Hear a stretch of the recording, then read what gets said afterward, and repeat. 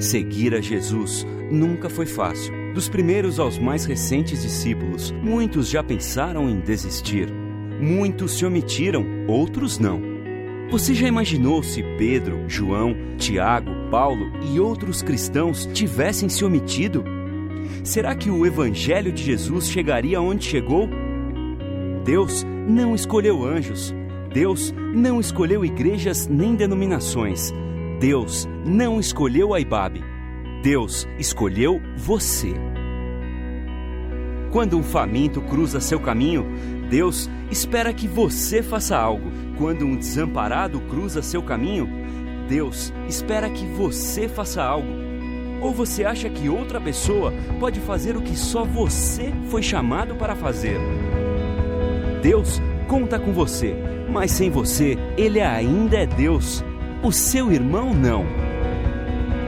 Ele, sem você, pode morrer de fome.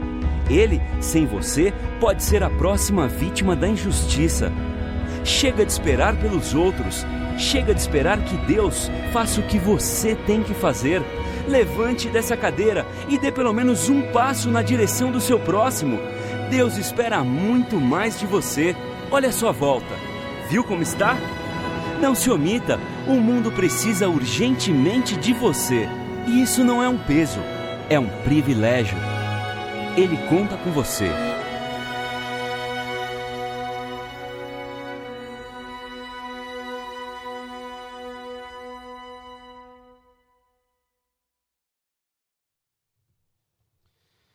Uma boa noite a todos. Graça e a paz de Jesus aos irmãos. Nós vamos ler a palavra de Deus na carta aos Hebreus, capítulo 11. Se você tem lugar aí ao seu lado, levanta a mão assim, mesmo se você estiver com a camisa do Corinthians, não tem problema. Não, falando sério, levanta a mão se você que está ali atrás está vendo uma mão levantada. Pode se aproximar para sentar. Já peço antecipadamente que você tenha muita paciência na saída, nosso estacionamento está lotado e travado. O que me faz lembrar que essa semana eu e alguns irmãos da igreja vimos mais um imóvel. Esse agora promete bastante. Então continue nas suas orações, porque quem sabe para o começo do ano nós teremos uma boa novidade a respeito da nossa sede. Quem sabe? Vamos orar, né? E pedir a Deus. Quero agora, falando muito sério, cumprimentar a nação corintiana, que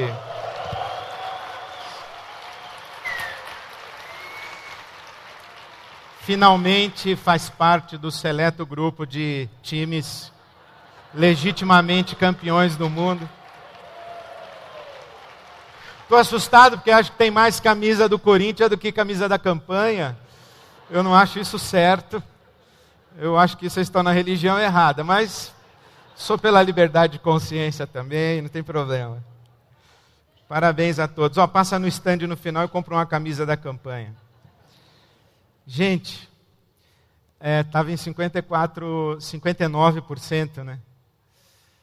Sei, eu acho que a gente vai alcançar, mas você não vai embora antes da gente anunciar o resultado, porque se a gente não chegar nos 100%, nós vamos fazer outro momento de oferta. Então fica aí, que a gente não sai daqui hoje sem essa oferta, esses 600 mil reais do nosso alvo. Amém, irmãos? Amém? Pô, você tem mais entusiasmo para torcer para o Corinthians do que para dizer amém, né? Bom, eu estou em Hebreus capítulo 11, eu leio só o verso de número 6. Hebreus capítulo 11, o verso de número 6. Diz assim a palavra de Deus: sem fé é impossível agradar a Deus, pois quem dele se aproxima precisa crer que ele existe e que recompensa aqueles que o buscam. Sem fé é impossível agradar a Deus, porque é necessário que aqueles que dele se aproximam creiam que ele existe e que é galardoador e que recompensa os que o buscam. Vamos orar? Deus nosso Pai, estamos diante do Senhor, dizendo que tudo quanto esperamos na vida é o teu galardão, é a tua recompensa, é a tua dádiva. É tudo o que queremos, é tudo de que precisamos. E é o que nos basta. Mais do que suficiente para nós. Por isso te buscamos em nome de Jesus e para a tua glória. Amém. Passamos esses últimos domingos afirmando categoricamente: Deus conta com você. É uma afirmação, uma exortação, é uma advertência, é uma convocação, é uma palavra que busca trazer você com força, com compromisso, com alegria, com engajamento sério ao reino de Deus, dizendo o seguinte: Deus conta com você. Não se omita, não se acomode, não se desespere, não seja passivo. Deus conta com você. Faça a sua parte, levante-se da sua poltrona, arregace as suas mangas, dê um passo na direção do seu próximo, porque Deus conta com você. Deus conta com você, mas também dizemos o seu próximo conta com você.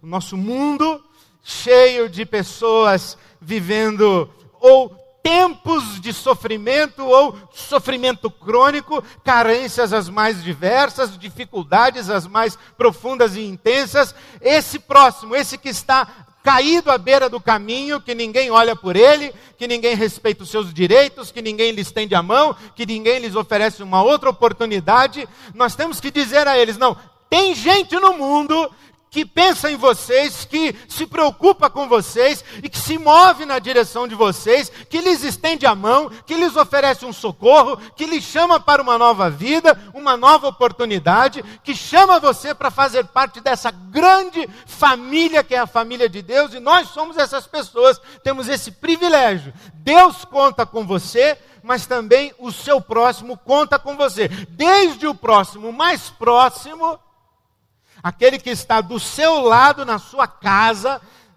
o próximo que dorme na sua cama, se você é casado, a próxima que dorme ao seu lado, seus filhos, os seus pais, a sua família, até o círculo maior.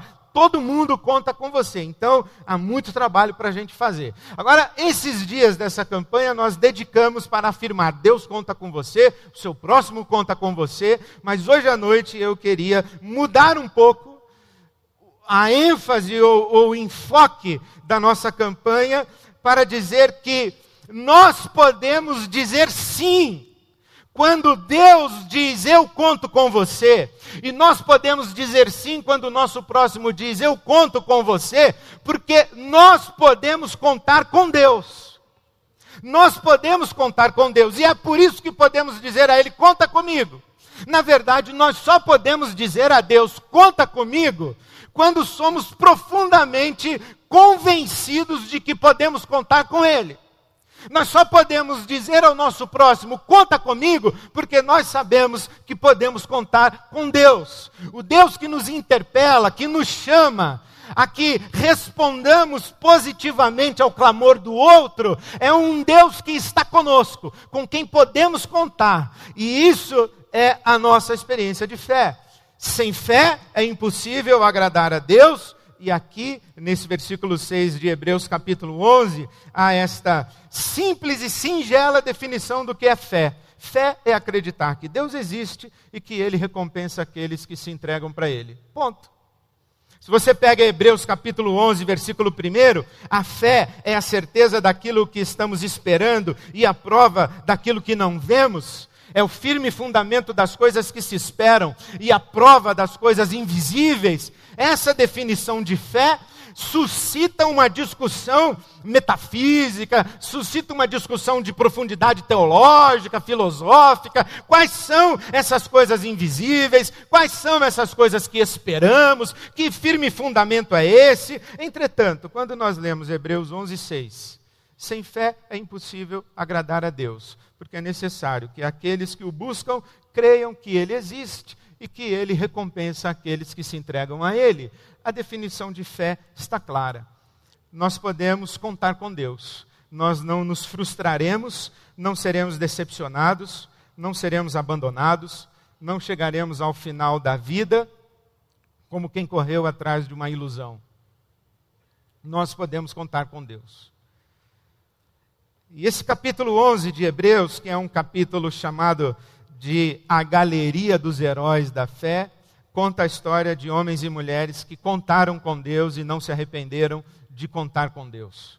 Homens e mulheres que se entregaram a Deus e não se arrependeram de viver para Deus. Homens e mulheres que foram apresentados para nós como modelos dignos para a nossa vida. É um capítulo longo, é um capítulo profundo, é um capítulo da palavra de Deus que traz ao nosso coração muitas verdades e muita inspiração, mas eu queria dizer 3 coisas para você nessa noite. Vale a pena entregar a vida nas mãos de Deus e viver para Ele. Por quê? Porque o fim aonde se chega, quando a gente anda com Deus, é um fim que vale a pena, a finalidade da nossa vida. Não apenas o propósito ao qual nós nos dedicamos, mas ao próprio encerramento da nossa vida. É o famoso dia da morte. Aquele que anda com Deus, quando chega lá no último suspiro, não chega vazio. Não chega como o autor do Eclesiastes sugeriu à juventude, quando recomendou: lembra-te do teu Criador nos dias da tua mocidade, nos dias da tua juventude, antes que venham os maus dias e chegue o tempo em que você diga que nele você não tem contentamento. Antes de você chegar ao fim da sua jornada na terra, olhar para trás e ver que a sua vida foi desperdiçada e que você chegou a um lugar, a uma situação, a uma circunstância e a um final que deu em nada. E que você experimente a frustração. Foi o que disse, por exemplo, Stephen Covey, que muita gente coloca a escada da vida numa parede e sobe essa escada do sucesso, mas quando chega no último degrau e que olha para o que existe do outro lado, vê o nada. Descobre que a escada estava escorada na parede errada. Que aquilo que foi buscado, perseguido, aquilo em razão de que se viveu, não valeu a pena. Eu dediquei a minha vida toda para conquistar isso, e agora que eu conquisto isso e nada é a mesma coisa. Eu me sinto vazio, eu me sinto completamente inútil, eu me sinto como alguém que desperdiçou a sua existência. O autor de Hebreus sabe que aqueles que entregam a vida a Deus e vivem para servir a Deus, não são frustrados no fim, porque correm atrás de um propósito digno e que vale a pena. Por isso é que eles são capazes de deixar para trás pai e mãe, deixar para trás o seu povo, a sua cultura, a sua casa, os seus bens, tudo que tem, sua reputação, e andar com Deus na direção de um futuro definido por Deus.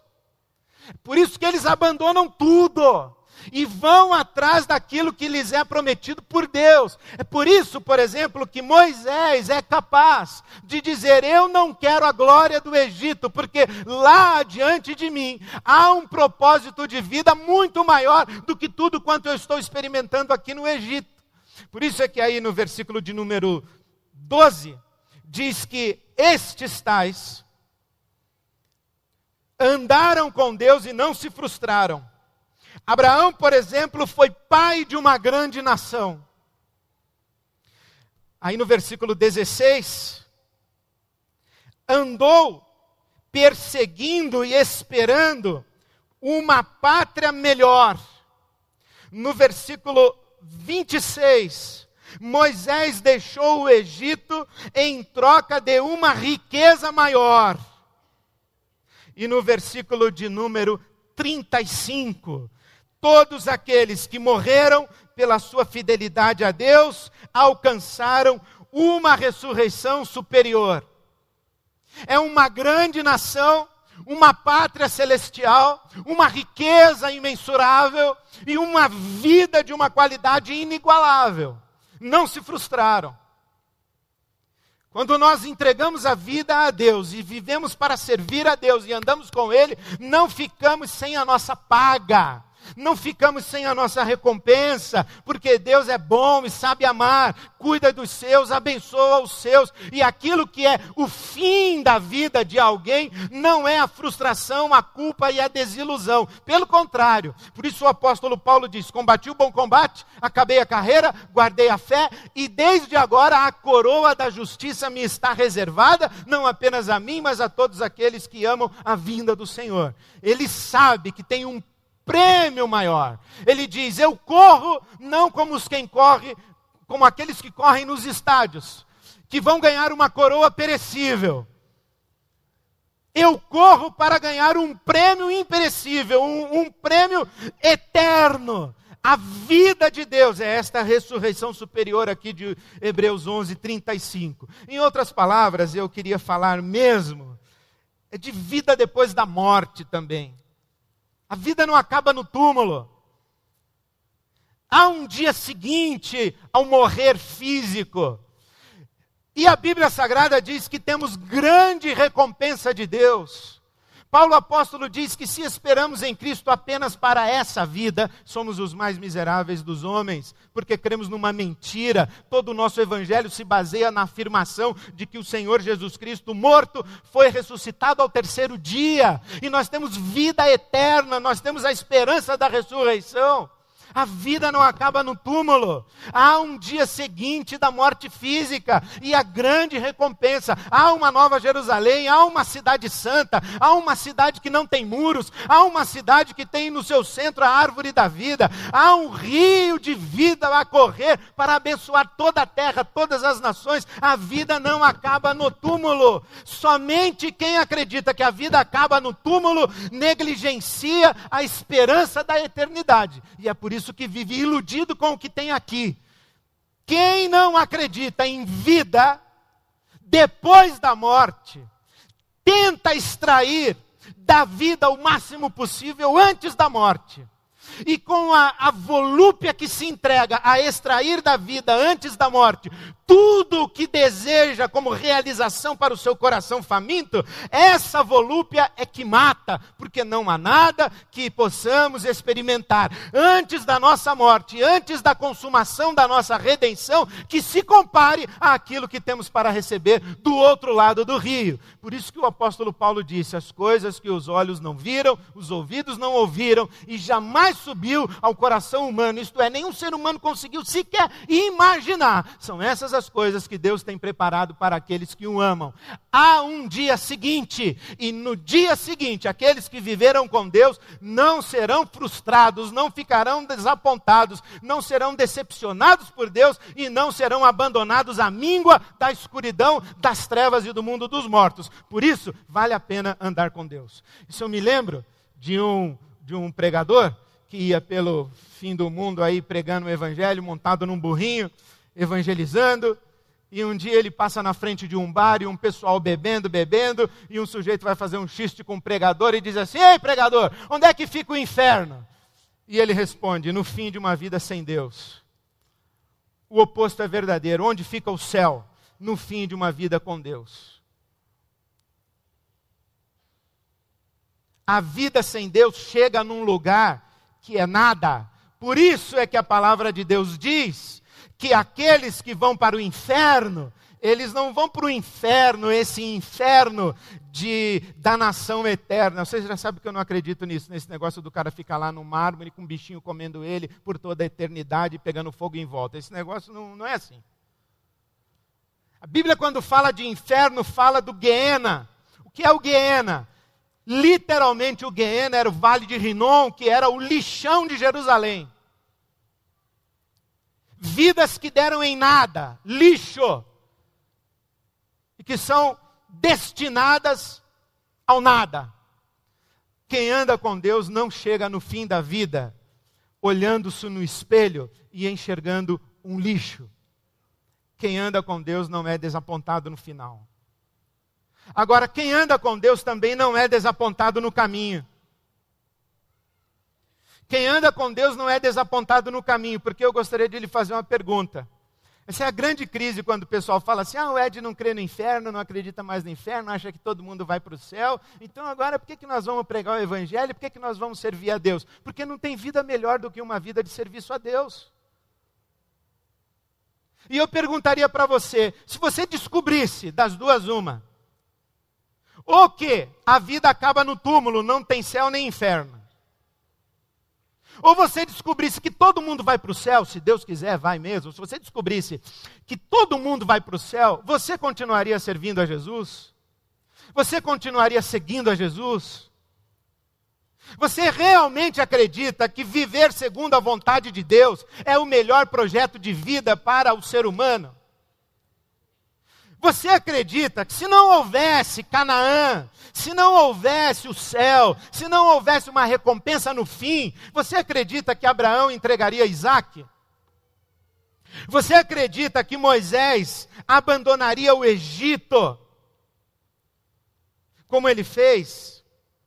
Moisés se recusou, Hebreus 11, 24, a ser chamado filho da filha de Faraó, preferindo ser maltratado com o povo de Deus e desfrutar os prazeres do pecado. Sabe o que a Bíblia diz? Que mais bem-aventurada coisa é dar do que receber. Sabe o que a Bíblia diz? É que mais bem-aventurada coisa é ser perseguido por causa da justiça do que perseguir. Mais bem-aventurada coisa é morrer do que matar. Mais bem-aventurada coisa é virar a outra face do que bater na cara dos outros. A vida com Deus é a vida que vale a pena. E aqueles que andam com Deus, eles vão se agigantando e vão experimentando dimensões da existência que não tem igual, é somente na vida com Deus. Por isso é que a palavra de Deus aí diz no versículo 4, que Abel foi reconhecido como justo. E diz no versículo 5 que Enoque andou com Deus e recebeu testemunho de que foi aprovado por Deus. Numa perspectiva razoavelmente infantil, é como se Deus estivesse olhando para Enoque e sorrindo, dizendo, essa vida me agrada. Essa vida me traz contentamento. Este filho alegra o meu coração. Este homem alegra o meu coração. Foi isso que eu imaginei ao criar um ser humano à minha imagem, à minha semelhança. Foi agir assim, viver assim, falar desse jeito, abraçar desse jeito, repartir desse jeito, suportar o sofrimento desse jeito, atravessar o momento de dificuldade desse jeito, atravessar o caos desse jeito, passar pela tribulação desse jeito, vencer a tentação desse jeito. Foi isso, era isso que eu queria. E quando você olha para o céu, Deus tem um sorriso para você dizendo, bem está meu servo, bom e fiel, meu filho, minha filha, eu tenho prazer na sua vida, porque não há maior prazer para nós do que essa. Seria um engano da nossa parte nós acharmos que é possível viver de maneira contrária à vontade de Deus e ter essa bem-aventurança, essa beatitude. Não é, é só na vida com Deus. Independe do que vem no dia seguinte da nossa morte. Enquanto nós não morremos, andar com Deus é o mais fascinante projeto de vida, porque é andando com Deus que nós experimentamos dimensões da existência que a Bíblia Sagrada chama de fruto do Espírito. Fruto do Espírito, amor, paz, alegria, bondade, benignidade, paciência, fé, mansidão e domínio próprio. E estas coisas estão aqui dentro do coração da gente, da alma da gente. Estão aqui dentro, no nosso homem interior, no nosso ser interior. É o tipo de gente que a gente vai se tornando à medida que vai andando com Deus. Por isso que aqui em Hebreus capítulo 11, versículo 38, diz assim, o mundo não era digno desse pessoal que andou com Deus. Essa era gente de outro naipe, de outra estirpe, de outra qualidade. É gente de outro mundo. Claro que era gente de outro mundo, porque se dedicou a um reino que não era deste mundo. Claro que era gente de outro mundo, porque se conectou com aquilo que é de outro mundo. E recebeu o sopro daquele que criou todos os mundos. Então nós nos tornamos gente de outro mundo. E quando a gente acha que a vida com Deus não é a melhor vida para se viver, é porque a gente ainda não experimentou a profundidade dos quintos dos infernos. mas também não comeu dos melhores frutos da mesa do Pai. Eu já fui réu desse pecado, eu já fui culpado, condenado por esse pecado. Um dia, na minha estupidez, eu não sei como é que eu estava com a cabeça, o que aconteceu, eu falei assim, Deus, vou dizer uma coisa para o Senhor, se eu tivesse certeza que lá antes de eu morrer, um pouquinho antes, o Senhor ia me redimir e me salvar, eu ia aprontar todas. Falei mesmo. Falei porque eu já passei, e não foi nenhuma, nem duas, nem três vezes não, viu pessoal? Bastante. De vez em quando eu tenho umas recaídas. Lê o Salmo 73. O salmista, a família de Asaf dizendo o seguinte, olha, quando eu vi a prosperidade do ímpio, os meus pés começaram a escorregar e eu quase caí. Porque eu atentei à prosperidade do ímpio. E eu fiquei com inveja dele. Eu fiquei com inveja do que ele fazia, da maneira como ele vivia, do que ele tinha. E eu dizendo assim, eu sou pastor. Se pode, tanta coisa fazer na vida, eu pastor, não posso fazer. Não posso pegar, não posso ter, eu não posso responder assim, não posso mandar ninguém para aquele lugar, vontade não falta, mas não posso. No trânsito, se eu vou xingar alguém no trânsito, que tem vontade, não é verdade? Mas é um crente. Imagina, eu faço um aceno para ele, ele fala, pastor, tudo... eu ando controlado o tempo inteiro, eu falo, Senhor, não é possível.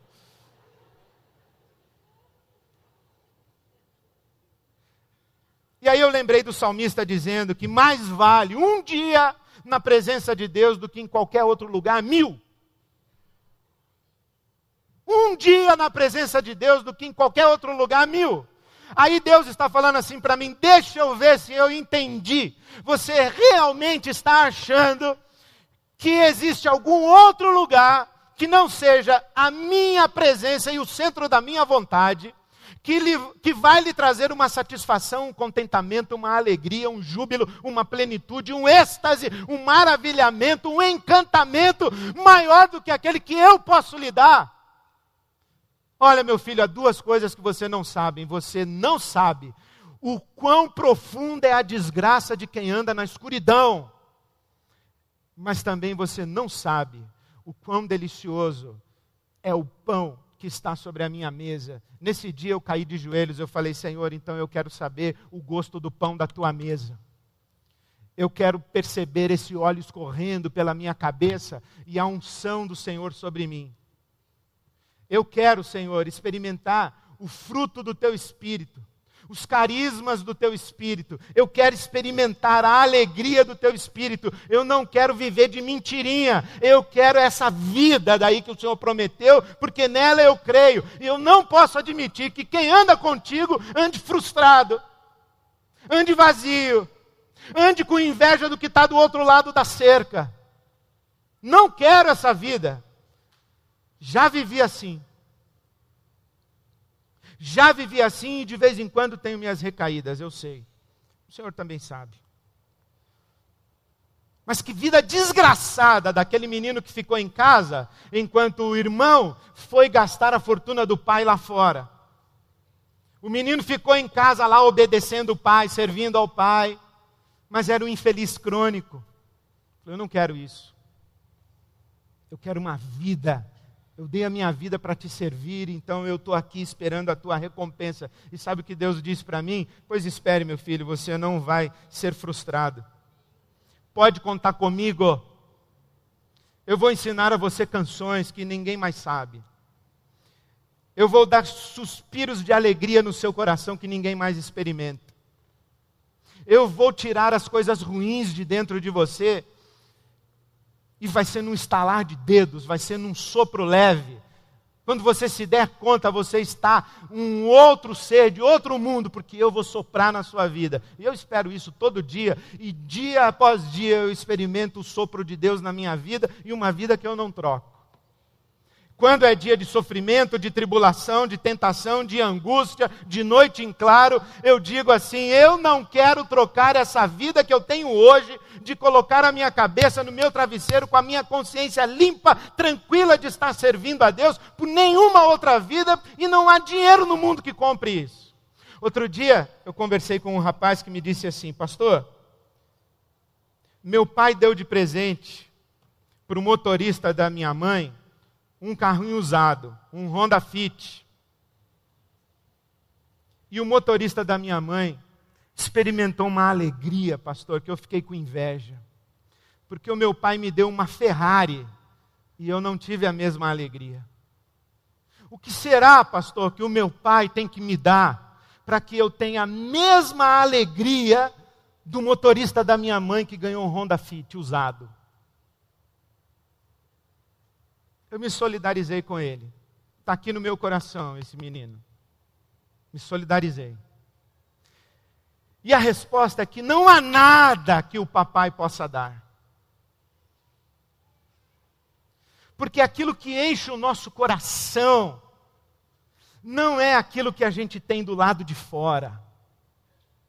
Não é uma Ferrari, nem um Boeing, nem uma ilha num paraíso. O que enche o nosso coração é amor. É o abraço do pai e o beijo. E se o abraço do pai e o beijo não é suficiente, não há presente que possa vir encaixotado com laço que encha o coração. E o oposto também é verdadeiro. Porque quem tem o seu coração cheio do amor de Deus e ouviu uma voz que diz: você é o meu filho amado em quem eu tenho prazer. Quem teve essa experiência? Não há cadeia no mundo que roube essa plenitude de vida. Por isso é que Paulo, numa cadeia fria e com as costas ensanguentadas por ter apanhado em praça pública, diz: tudo posso naquele que me fortalece. Para mim, a cama num hotel 5 estrelas e o mármore frio de uma cadeia romana tem o mesmo conforto, porque eu não durmo nem na cama nem no mármore. Eu durmo no colo do meu pai que me ama e que em mim tem prazer. Portanto, quem anda com Deus, vive para Deus, e o seu sonho, a sua expectativa, o seu interesse, a sua fome, a sua busca é voltada para Deus, não corre risco de ser frustrado e de ficar no vazio. É que nós queremos Deus e um montão de outras coisas. Nós queremos Deus e tudo quanto Ele pode dar. Deus para nós não é suficiente. Mas a Bíblia Sagrada diz o seguinte: palavra de Deus, você vai me buscar e vai me achar quando você me buscar de todo o seu coração. Todo o seu coração. Busque primeiro o reino de Deus e a sua justiça, e todas as outras coisas serão acrescentadas. Não é possível entregar a vida a Deus e continuar andando vazio. Terceiro, e esse terceiro eu tiro só de uma frase aí, só dessa frase que fala sobre Abraão, que ele recebeu poder para gerar. Capítulo 11, versículo 11. Recebeu poder para gerar. Quando Deus prometeu a Abraão um filho, ele já era de idade avançada, mais precisamente 75 anos de idade. Era uma época que não tinha nem Cialis, nem Viagra, nem genéricos. Então era uma situação delicada para o nosso querido Abraão. Sua esposa também já tinha idade bem avançada. Tanto tinha idade avançada e o tempo de gerar filhos já havia passado, a tal ponto que Sara, ao receber a notícia que ela daria um filho a Abraão e que Deus lhe daria um filho, ela sorri numa expressão quase de deboche, de incredulidade. Ah, está brincando. Mas sabe que quem anda com Deus e entrega a vida a Deus para realizar os propósitos de Deus, não apenas experimenta a beatitude, a bem-aventurança, isso que nós estamos acostumados a chamar de felicidade, não apenas experimenta essa felicidade no ser interior, mas recebe os recursos de Deus durante a caminhada. Há momentos da nossa vida em que nós nos vemos numa encruzilhada que diz assim, olha, Deus, agora é a tua hora, é contigo ou é o nada. É contigo ou é o fracasso? É contigo ou é a derrota? É contigo, Senhor, ou é o meu fim? E Deus diz, pode contar comigo, me dê aqui a sua mão que eu te sustento na vida. Me dê aqui a sua mão que eu te amparo na vida. É para cumprir o meu propósito? É andando comigo? E talvez seja essa uma grande dificuldade que nós temos para entender.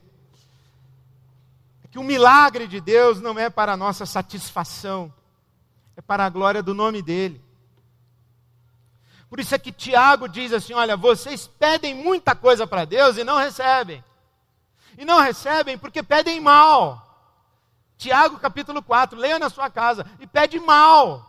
E o que é pedir mal? É pedir de maneira egoísta, é achar que eu existo para satisfazer os desejos do seu coração. Mas Deus diz assim, eu satisfaço os desejos do coração daqueles que se deleitam em mim. A palavra de Deus diz, deleita-te no Senhor, e Ele concederá os desejos do teu coração. A palavra de Deus não diz, e perdoem-me a expressão, deleita-te nos desejos do teu coração e fica enchendo o saco de Deus para Ele te dar. Não é isso que a Bíblia diz. A Bíblia não diz, deleita-te nos desejos do teu coração e participa de novenas e vigílias e correntes e jejuns e jornadas de oração para que Deus dê o que você está pedindo, para que você arranque de Deus o favor de Deus. Não é isso que a Bíblia diz. O que a Bíblia diz é o seguinte, Deus, eu estou aqui para te servir, eu não vivo mais para mim mesmo, eu vivo para a tua glória, minha vida é tua, se o Senhor quer me abençoar, o Senhor me abençoa, se o Senhor não quer me abençoar, eu também estou pronto para morrer, se o Senhor quiser que eu morra apedrejado, eu morro apedrejado, se o Senhor quiser que eu seja exaltado em Atenas, eu vou ser exaltado em Atenas, o que o Senhor quiser, eu estou disposto, estou disponível, eu confio no Senhor, eu conto com o Senhor, a alegria que eu experimento, a paz que eu experimento na minha consciência de viver para o Senhor, é tudo para mim, isso já me basta, e a tua graça é melhor que a vida, então eu de boa vontade vou conviver com a minha fraqueza, eu vou dar boas-vindas aos sofrimentos, eu vou dizer que eu me sinto honrado de sofrer pelo Senhor, então a minha vida é tua e eu conto contigo. E Deus diz assim, então vem comigo, me dá aqui a sua mão, você jamais será frustrado no desejo e no propósito de vida que há no seu coração, porque você vai chegar a um fim que vai valer a pena. Enquanto você caminha, você vai se tornar uma pessoa que o mundo não vai ser digno de gente como você. E eu estarei com você todos os dias e todo o tempo, socorrendo você, toda vez que chegar o meu momento de intervir e interferir na sua vida. Eu digo, trato fechado, Senhor, trato fechado, amém. Essa é uma aliança de Deus comigo, que eu tenho o privilégio de ter celebrado com Ele, e eu posso dizer hoje, Deus, conta comigo. Porque antes de ousar dizer a Deus, Deus, conta comigo, um dia eu caí de joelhos e falei assim, Senhor, eu sou um verme, e eu conto com a tua misericórdia, com a tua graça e com o teu amor redentor. Eu não tenho virtude alguma em mim, eu não me sustento na vida, eu sou podre, por dentro, por fora, eu vou morrer, eu estou acabando, eu estou minguando, a minha esperança é o Senhor, a minha porção é o Senhor, tem misericórdia de mim, pecador, eu conto com a tua graça. E Deus me deu a mão, me colocou de pé e diz assim, conta comigo, você não vai se arrepender, mas saiba que a partir de agora eu conto com você. E aí eu olho para o céu e digo assim, um cara que nem eu, o Senhor conta comigo. E Deus diz assim, eu conto com você, porque eu sei que você conta comigo. No dia que você parar de contar comigo, eu não vou mais poder contar com você. Mas enquanto você estiver de joelhos contando comigo, eu vou contar com você sempre. E eu não quero outra vida e desejo que você, meu querido, minha querida, não queira outra vida, senão a vida de servir a Deus, de viver para Deus, para a glória de Deus. Que assim seja. Amém. Vamos ficar em pé e vamos orar a Deus.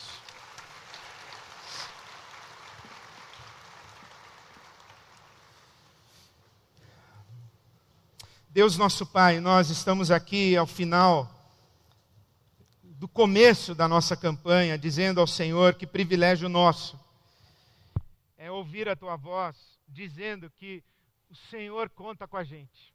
Muito obrigado, Pai. Muito obrigado.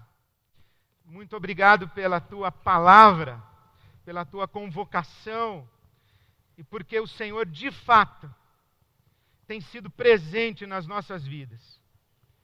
E nós nos consagramos a Ti mais uma vez, dizendo, conta conosco, Senhor. E renovamos a nossa fé em Ti, porque cremos e podemos contar contigo. Cremos que o Senhor está sobre todo esse universo, mas está também conosco e em nós. Que o Senhor é bom, que o Senhor sabe amar, que o Senhor cuida dos seus, que o Senhor dá a recompensa àqueles que Te buscam. E nós nos entregamos nas Tuas mãos mais uma vez nessa noite, para a glória do Teu santo nome, em nome de Jesus Cristo, nosso Senhor. Amém, amém, amém.